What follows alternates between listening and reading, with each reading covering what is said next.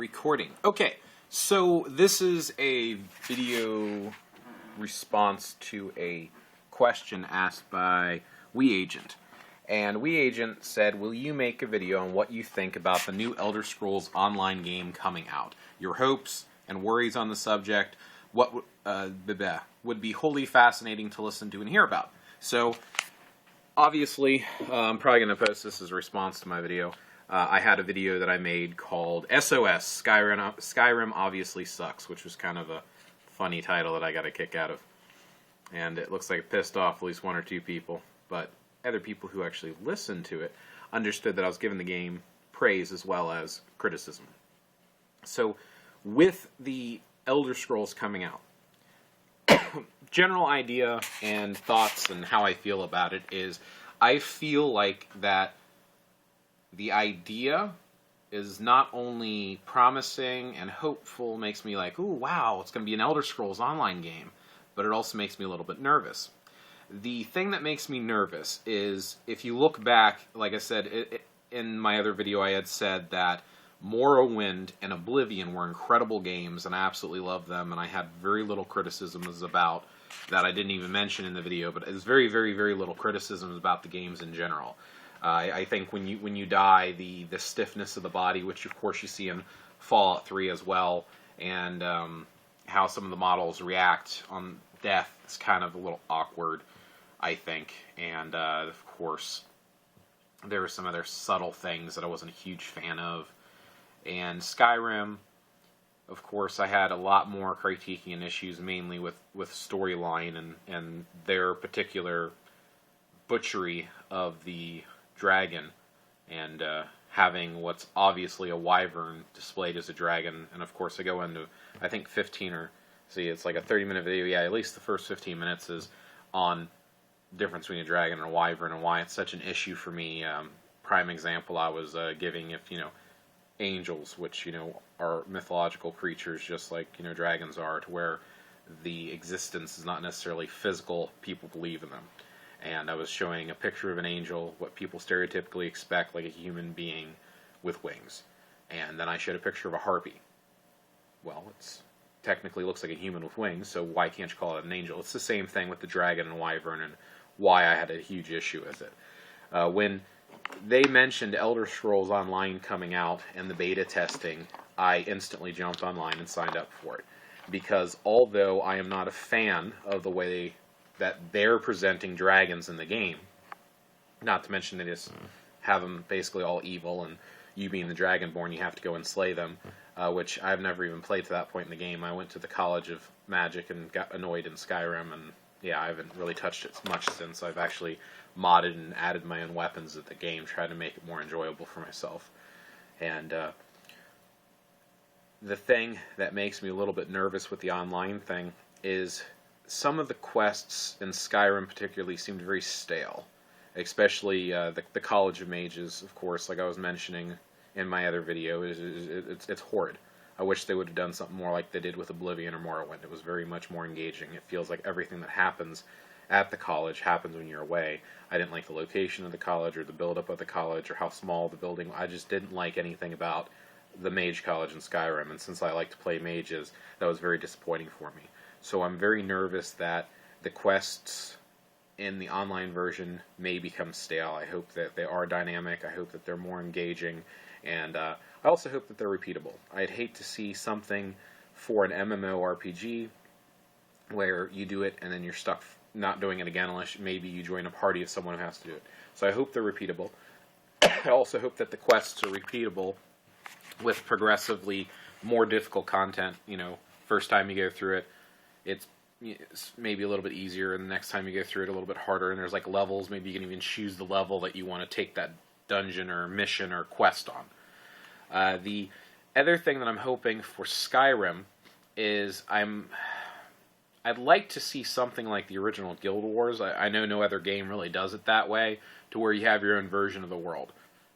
I think that'd be cool, so you don't just have people running around and monsters instantly spawning. I'm not a huge fan of those Insanity games, which unfortunately most of them are that way.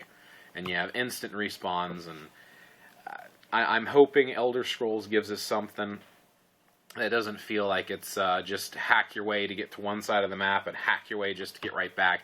Like even right outside of a town, just walking out and then walking back along the same path. You got to hack and slash just to get through each way. I hope we don't have that. I hope the controls are very similar to the way that we have Elder Scrolls already, any of them. And of course, that's a very FPS type of way of playing. It's definitely, you know, first-person view type of sword and sorcery type of a game. I hope that they try to keep that format, so it's going to be a little interesting and awkward to see how that works. I'm hoping to see some more version of PvP as well as PvE. It'd be awesome if there would be the option. I'd like to see multiple servers, possibly role-play servers, which I personally would think would be a lot of fun. Try to stay in character and things like that. I'd like to see them initiate some form of freedom of what you do with your character instead of. You know, I mean, obviously, you know, with all the way that the Elder Scroll games have been, they've been very, very in-depth where you can kind of develop your character any way you want. I want to see that in the online version. I'd like the ability to really customize what you do, and I'd like the freedom to max everything out if you want to, all kinds of stuff like that. I'd also like to see them give more power into the player's hands. As I'd mentioned, I had modded weapons into Skyrim, which Skyrim Nexus, you can go look up Chinese blades.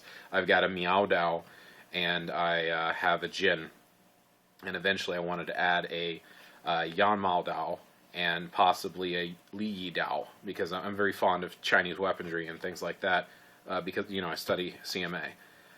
The thing is, I am hoping that they give that ability to the online players to where they would allow you to basically play your character as a blacksmith and not be forced to go out adventuring if you don't want to, and maybe play the role of a townsfolk and possibly mod your own weapons and then sell them. That'd be cool. I also like the idea of what Diablo 3 had. I played Diablo 3 demo, wasn't a huge fan of it, but I heard that they had a cash shop where you could sell and make money off of questing for items. I think that would be a cool feature to put in Elder Scrolls. I am nervous that Elder Scrolls Online will be a pay-to-play. I absolutely loathe paying to play a game. I understand why people have pay-to-play, but I'd rather pay for updates and new releases than to, or, you know, new content, than to be forced into playing monthly just to play a game. If they're going to have a monthly fee, I would really like to see it around $5. This $15 a month just to play a game, I won't play. I had the same issues with Star Wars. I'd rather see a cash shop, even if you nickel and dime me to death. I'd rather buy and pay for the content that I really want when I can afford it, than to be forced to be forced to be paying a steady $15 a month whenever I feel like playing. Just for the simple fact that, you know, I'm an adult, even though I act like a child, and I don't have the ability to dedicate the time to make it worth $15 a month to me.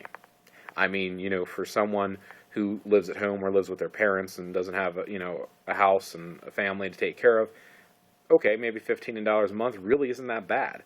You know, I can pay for it in an hour's worth of work, but that's not the point. The point is having the time to enjoy the game and to come back to it when I want to. So I would really like to see no fee or really, really low fee, unlike most of the other games that are out there. Other fears and concerns. I hope the graphics stay the same, but they're going to have to watch the graphics because a lot of people have crappy PCs. I mean, they don't really invest the money or the time into building up a super powerhouse like I have over here, you know, quad-core i7, you know, I can't remember the system specs anymore because I bought it and then ignored it. I want to say it's like 3.5 gigahertz or something. 3.2 gigahertz. And 6 gigs of DDR3 RAM.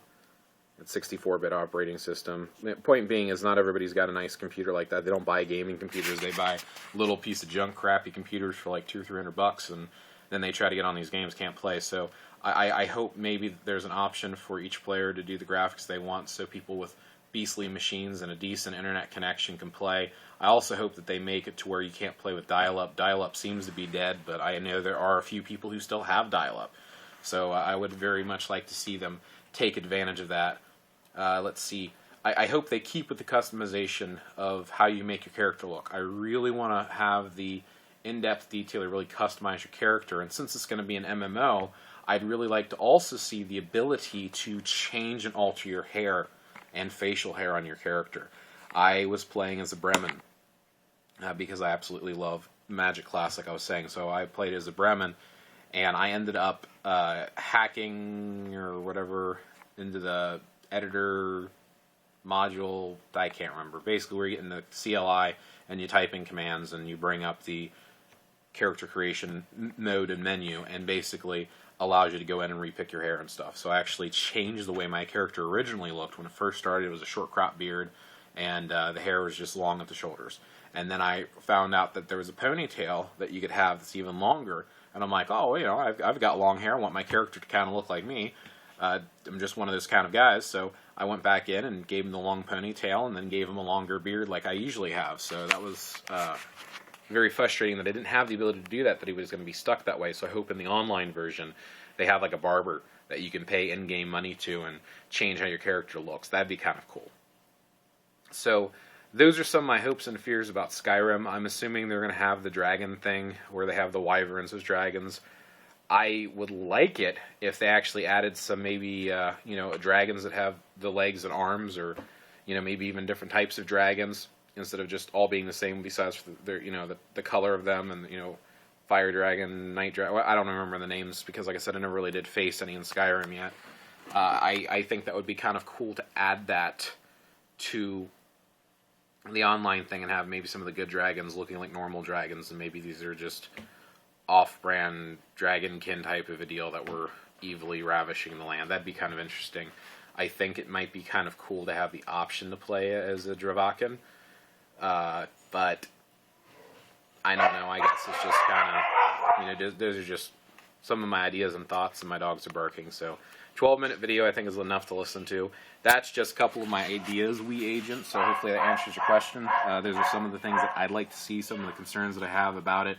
I am looking forward to it, and if it's not pay-to-play, I'll probably end up buying it. And like I said, I'll go to the cash shop, but if it's going to be pay-to-play, I probably won't play it. So hopefully I can get in the beta, and maybe I'll do a review if they allow me to, unless it's one of those, like when I beta-tested Guild Wars 2, and when I beta-tested Star Wars, it was like no talking about it until it was time to release. So I guess we'll just see how it goes. So that's my thoughts. This is BlazeLeeDragon. If you liked it or agree with any of my ideas, give me a thumbs up, give me some responses, all that good stuff.